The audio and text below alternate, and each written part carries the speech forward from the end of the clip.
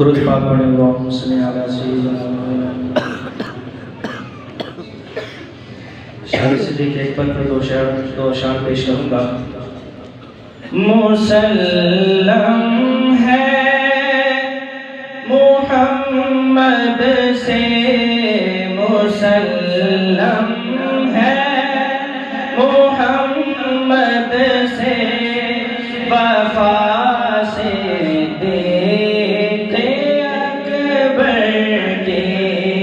مسلم ہے محمد سے، مسلم ہے محمد سے، وفا صدیق اکبر کے نہیں بھولی، زمانے کو نہیں بھولی، زمانے کو عطا صدیق اکبر کے نہیں بھولی، زمانے کو عطا صدیق اکبر کے۔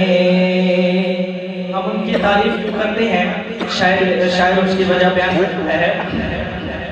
ہم کی مدح گوئی داخل سنت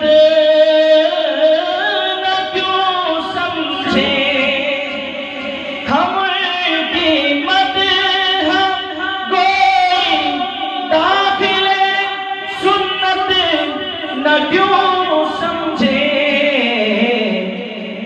نبی تعریف کرتے تھے، نبی تعریف کرتے تھے، صدا صدیق اکبر کے، نبی تعریف کرتے تھے، صدا صدیق اکبر کے نہیں بھولی، زمانے کو نہیں بھولی، زمانے کو عطا صدیق اکبر کی۔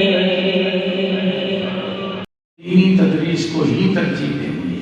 ایک تو دین کی اتنا اہمیت دل میں پیدا کرتے جاؤ، اگر اس طرح کے تقاضے ہوئے ہم انشاءاللہ دین کو دنیا پر مقدم رکھیں۔ اور دوسری بات، اپنے بھائیوں سے سامنے حضرات تشریف فرما ہے، پہلے سے ہی آپ کی یہی نیت ہے کہ ہم طالب حدیث بن کر اس وقت سبق میں ملیں۔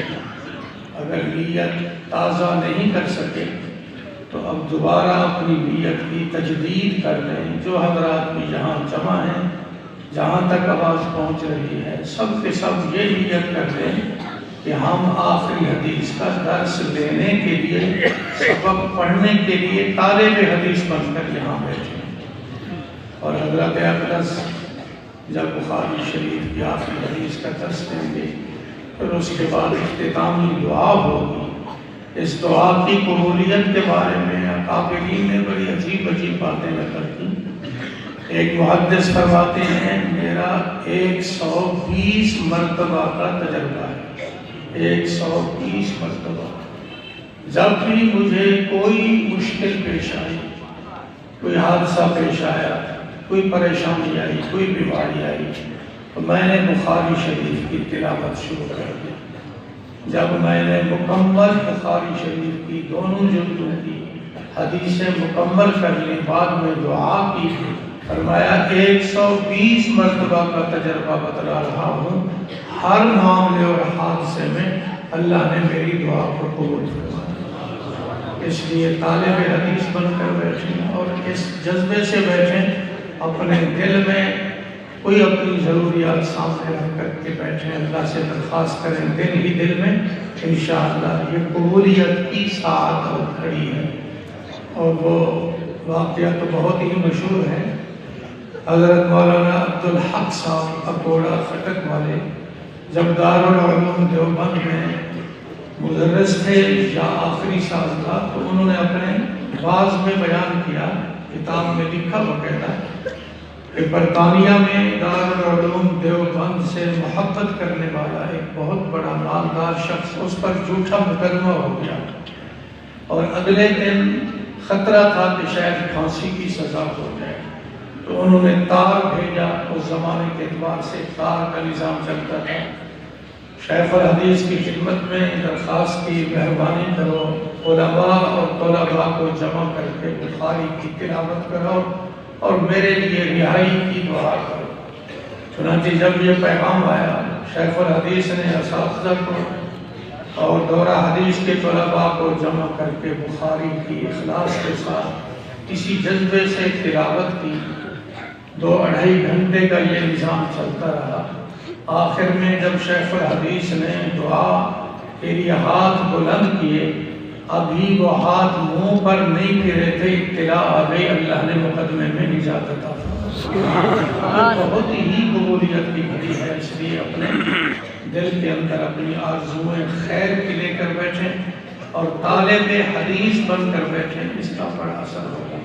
اللہ مجھے بھی آپ کو بھی توفیق عطا فرمائے۔ مبشر مختار صاحب تشریف لائیں، 2 شعر نام کے پڑھتے ہیں۔